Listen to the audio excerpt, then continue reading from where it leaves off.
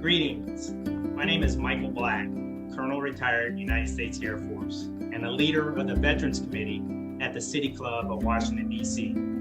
I'm delighted to host the Veterans in Transition, which is led by Rodney Minor, with their third annual Just Like Daddy celebration, honoring fathers whose child or children followed in the footsteps of them to serve in the armed forces.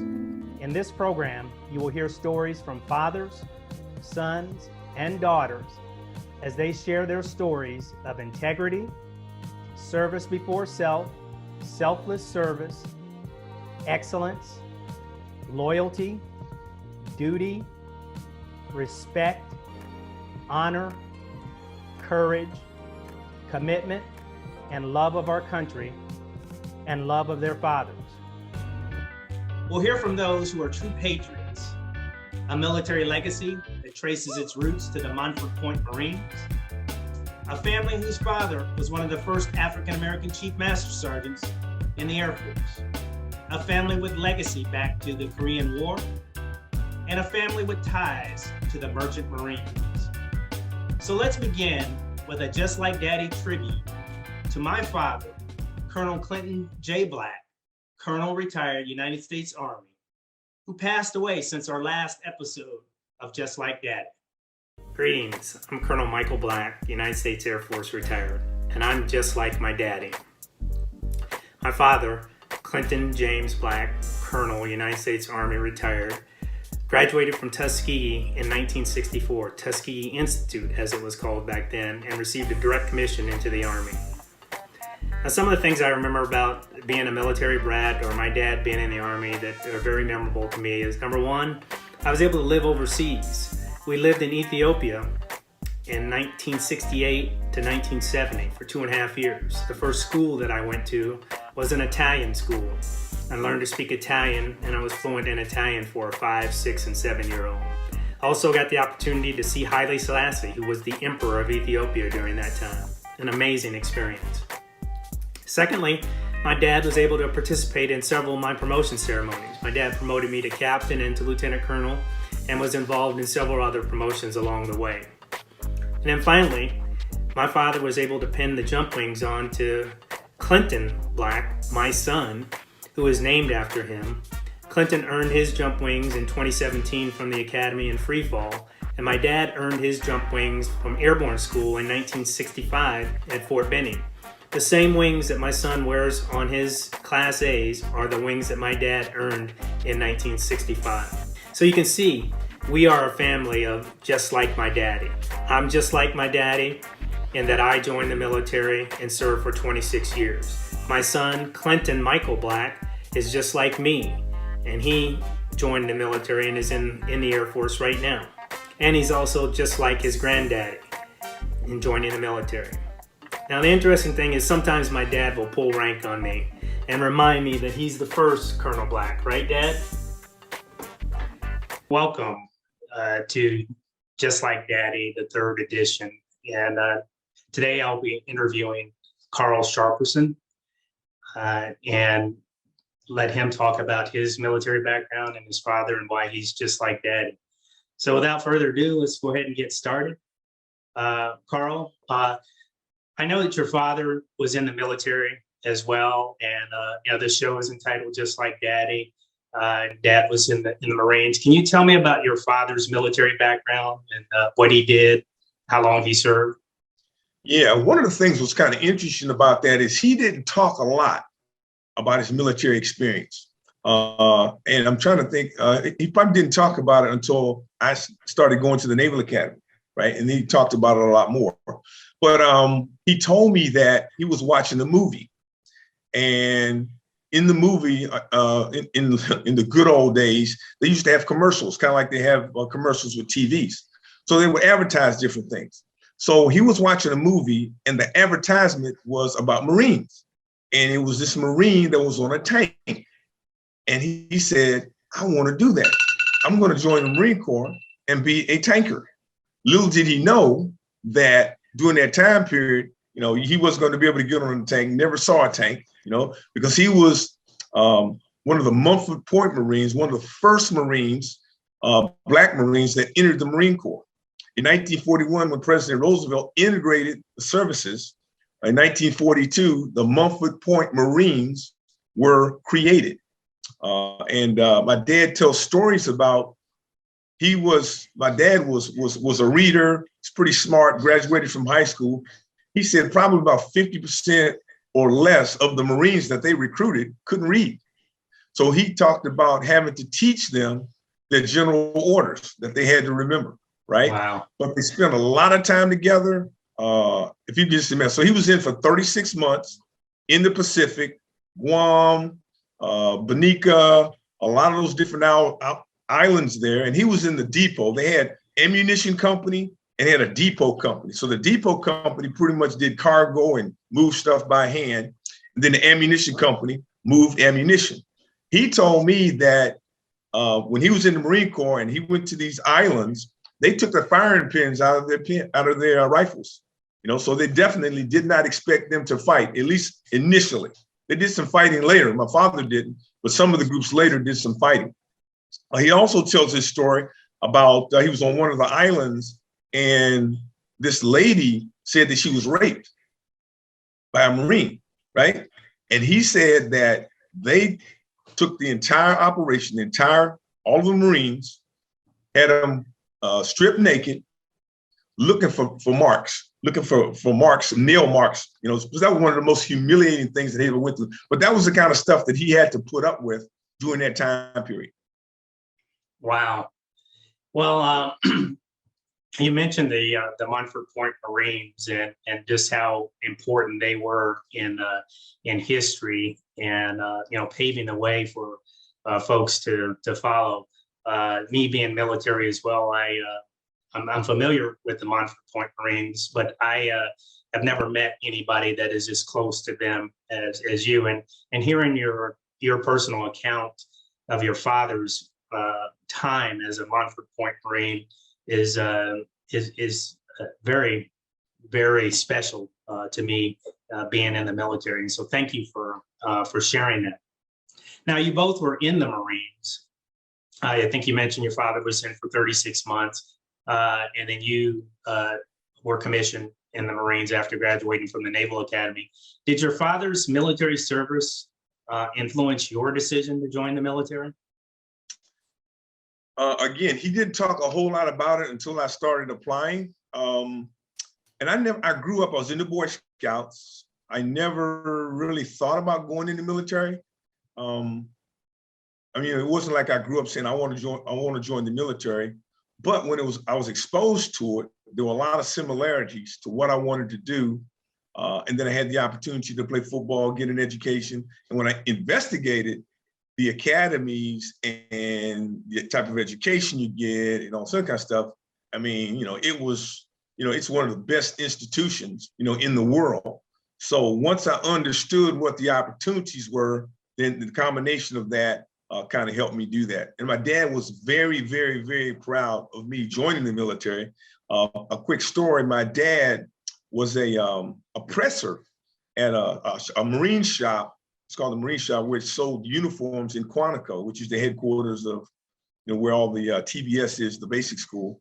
And there was a gentleman there that my dad used to press clothes for. His name was Major Elms. And Major Elms was retired from the Marine Corps. And Major Elms gave me a Mama Luke sword when I graduated from the Naval Academy. Are you an active, discharged, or retired member of the Armed Forces, or a veteran working through your transition into civilian life? You're invited to join us as we look into the archives of the Library of Congress Veterans History Project to recognize men and women who have served. Special guest host Lisa Taylor talks with local veterans for this special presentation of Veterans in Transition.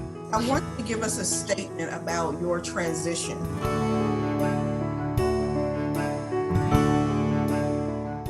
Welcome again to Just Like Daddy, sponsored by Vets in Transition.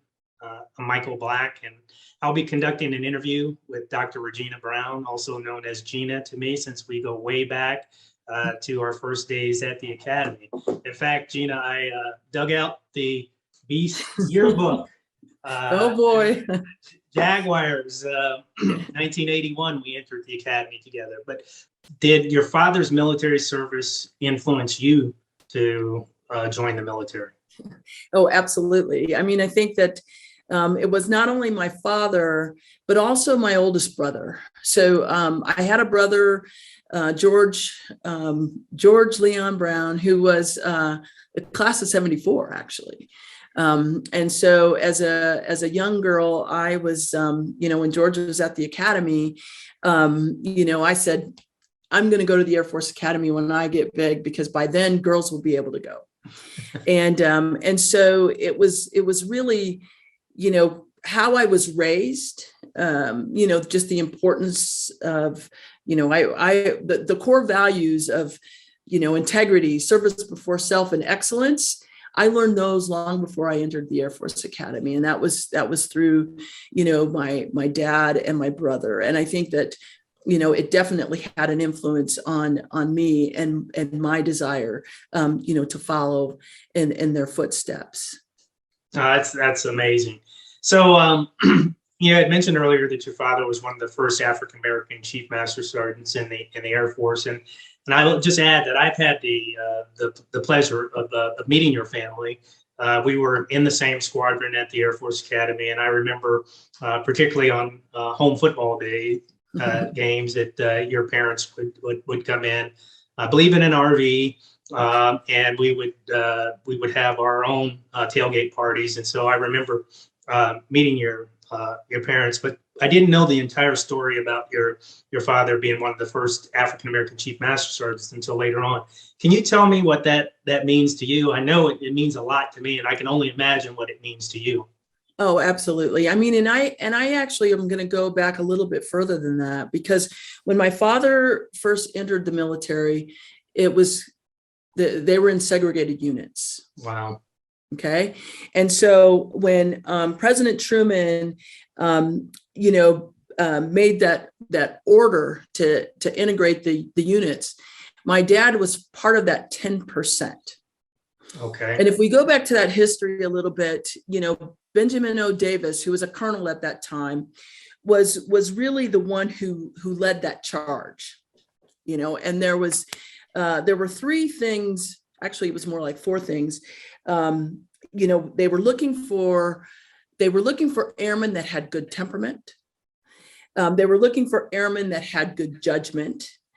They were looking for airmen that had the common sense to get along smoothly with others. And they were looking for airmen who possessed the ability to warrant the respect of the unit as a whole. So these were the criteria that they used in order to start this process of integrating the units. So my dad was one of those individuals, one of that 10% that was selected initially. And I say that when I look back on that and I hear the stories of what my dad went through in that process, those were the things that really helped form my resiliency, because you had to be resilient at that time, going through that process. Because my dad would tell me, he said, it was tough because he got it from both sides. He got it from his fellow Black members of the unit of the Air Force at the time that called him a traitor. And then he got it from the whites of the units in which he was integrating with, who felt like they didn't belong.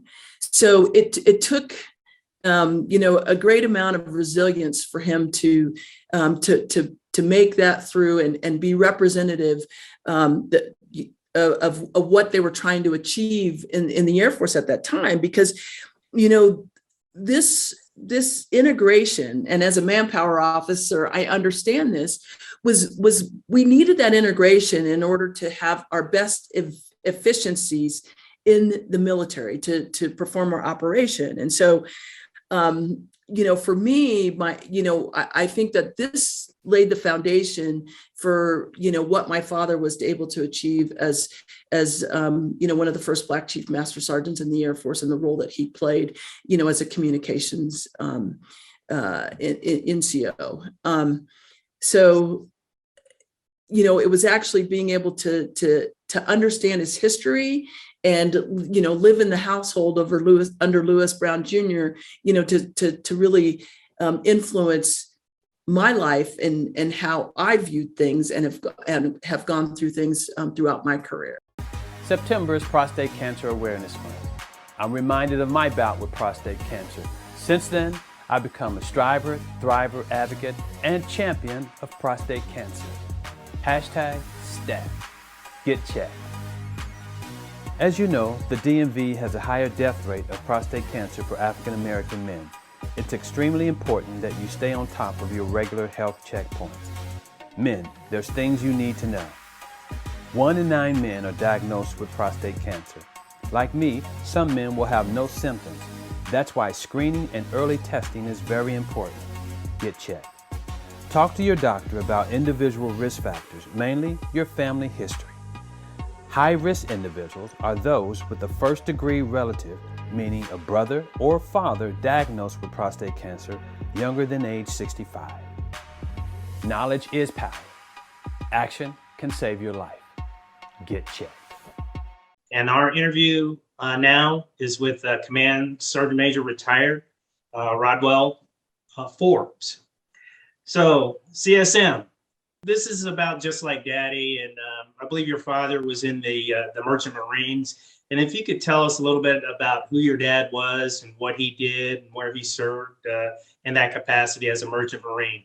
Yes, my father is Rodwell Lincoln Forbes Sr., and he started working as a Merchant Marine when he was 16 years old.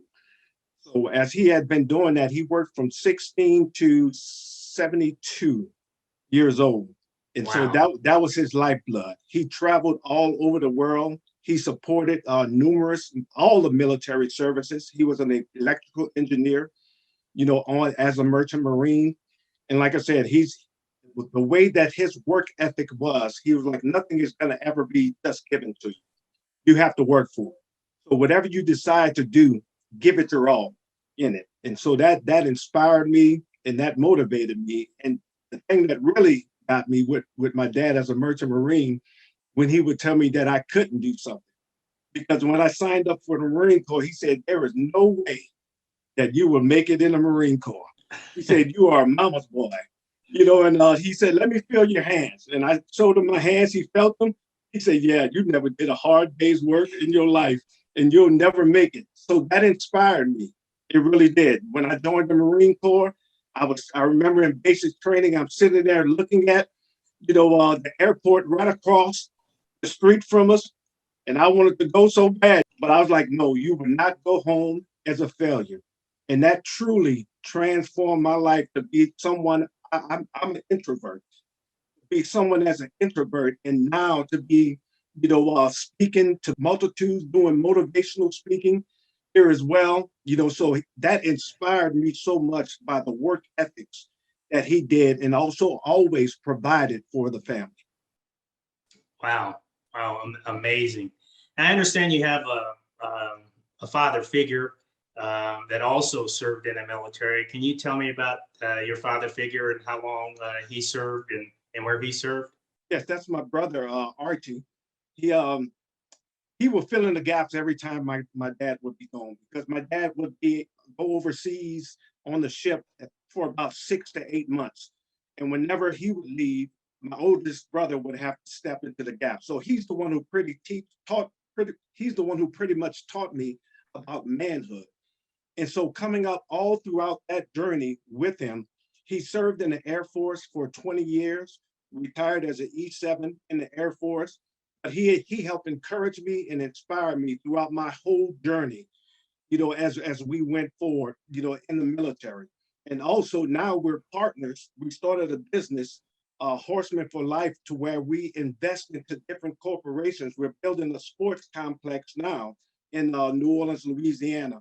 And it's supposed to be done by the beginning of next year. So that's our first huge juncture that we're embarking upon, but he was the one who led that charge, you know. So he said, since you're out the military, that don't mean you shouldn't stop pressing. You keep on pushing. Find out what your niche is now that you're out of the military, because you're not going to be in charge of all these soldiers any longer, you know. So you have to find out what you're really good at doing. And so we've been partnering up together. We communicate quite often, 2 to 3 times a week. And so now he's that influencer, you know, in my life right now. My name is Brad Price. I served in the U.S. Air Force back in the 1980s. If you have some questions about VA healthcare, if you are in need of filing a VA disability claim, maybe you filed a VA disability claim and it was denied and you want to see if you have some options as far as an appeal, where do you go? The answer is My Veterans Resources. If you are a veteran and you maybe know a lot of what you're entitled to, but are wondering if there are some other things that you might be entitled to, get help which is free, get help which is reliable, get help from people who are kind and compassionate. My Veterans Resources. Welcome to Just Like Daddy, where we're going to interview John Hunter, who also has his sons, John Jr. and Joshua, with him in the camera. But an opportunity to continue on with this Just Like Daddy and interview a veteran that's followed into the footsteps of his father, or maybe in this case, in the footsteps of his father and grandfather. So let's start out by John. Tell us a little bit about yourself and your military background. Thank you, sir. Started my basic training back in 1990, right here on the grounds of Fort Jackson, South Carolina, 33 years ago. And after 10 years of being a Army person, they say I got wiser and joined the Air Force. And for the last 20, I've been a proud member of the New York Air National Guard, where I retired as chapel superintendent and member of the IG's team. And so I got an opportunity to help a lot of people, and very proud of not only my service, but my father before me. And so I'm proud to introduce to you, sir, my 2 sons. On the left is brand new basic trainee, PV2, Joshua Hunter. And then behind both of them is PFC, John D. Hunter Jr. You know, you've introduced your sons here. What I'd like to ask first is, tell me about your father's military background. What did he do, and when did he serve, and how long did he serve? My father served back in 1950s. He was a member of the Korean War. You know, and it's unfortunately, sir, that I know very little of his actual duty, other than he served and got hurt in the Korean War. Most of the soldiers during that era did not talk much about their service, but he certainly encouraged me and my sons to join the service. And so it's because of him I ended up joining the service after the NBA didn't want any more 6-foot guards. And so I ended up joining the service, but it was because of him. All right. Well, you know, that's nice. I can relate to that.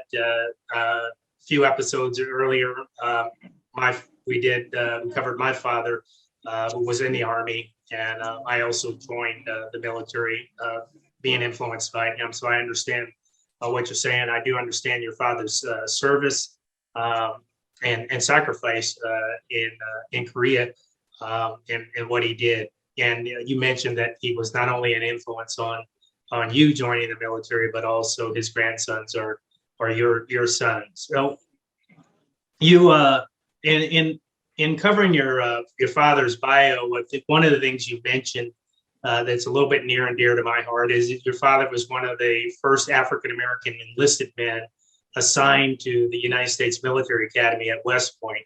And with me being a graduate of the other academy, the Air Force Academy, I fully understand how the influence of our enlisted personnel impacted our training and impacted our professional development. Can you just tell me a little bit about what that means to you to have your father as one of the first African-American enlisted assigned to United Sure. States Military Academy, West Point?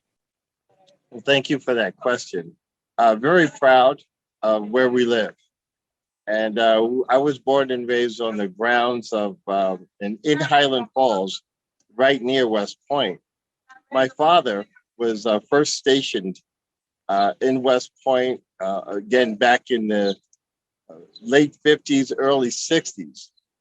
He wasn't a Buffalo soldier, but he actually worked in the cadet mess hall, where he later became a civilian supervisor of the cadet mess.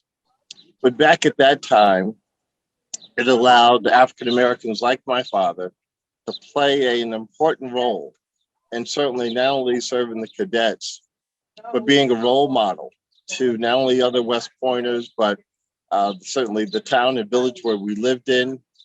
But yes, he was one of the first. And although I wasn't born on West Point, my brothers and older sisters were born on West Point. And it came with responsibilities and obligations that we were very proud of, being a part of that West Point community. And so we've always associated ourselves as one community, Highland Falls and West Point. And again, something that makes us very proud.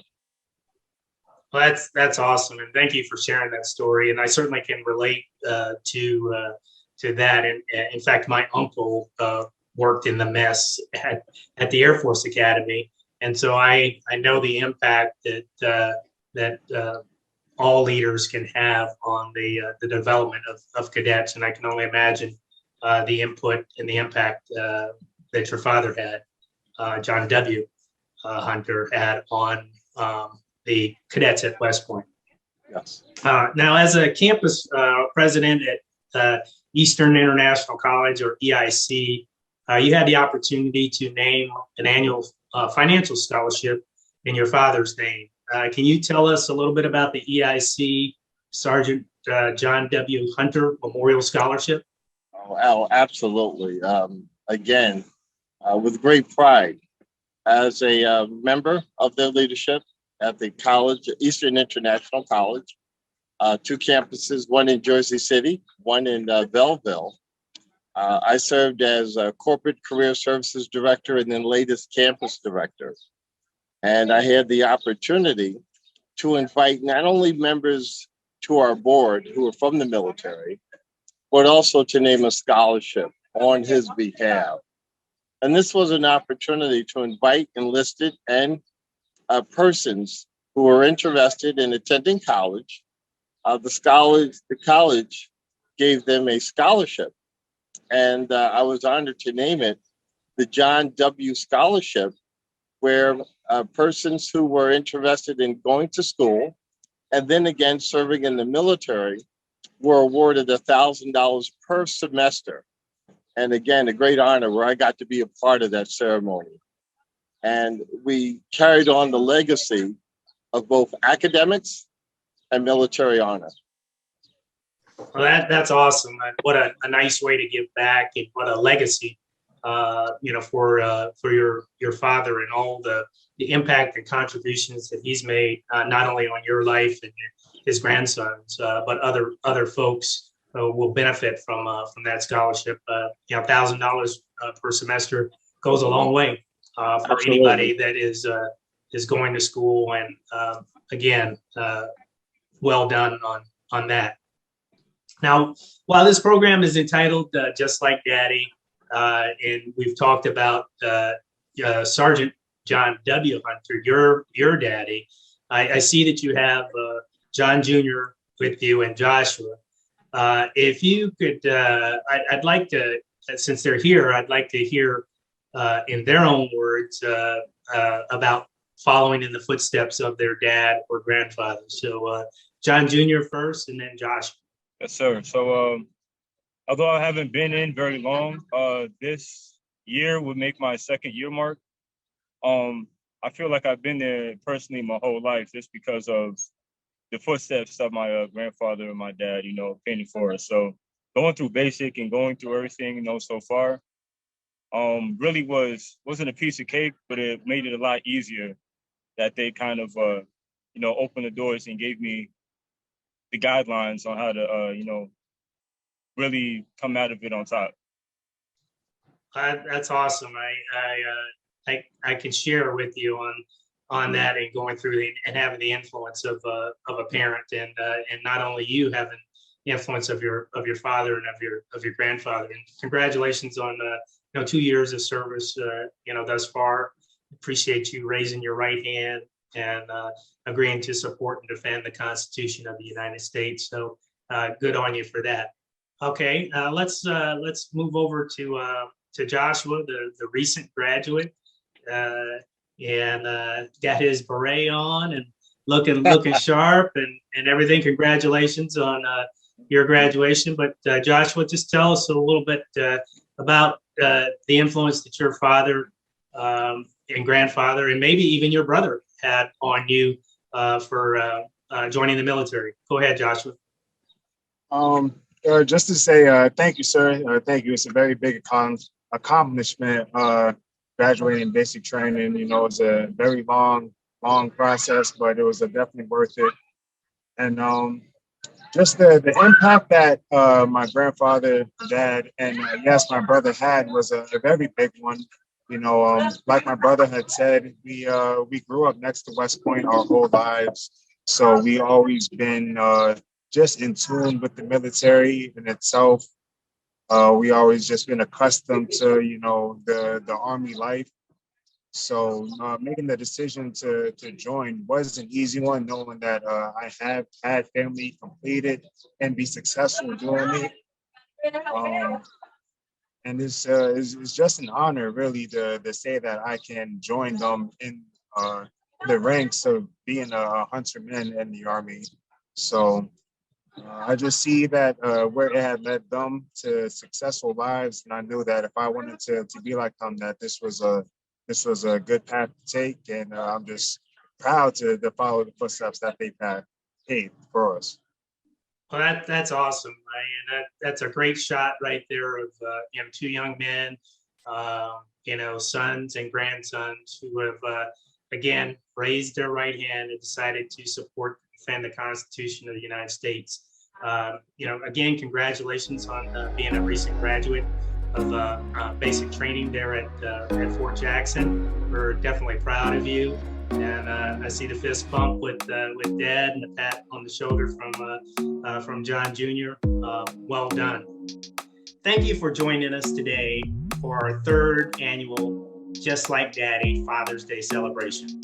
I want to thank Rodney Miner from Vets in Transition and Tony Doucet for producing this fantastic celebration. Again, we enjoyed having you and thank you for joining us today.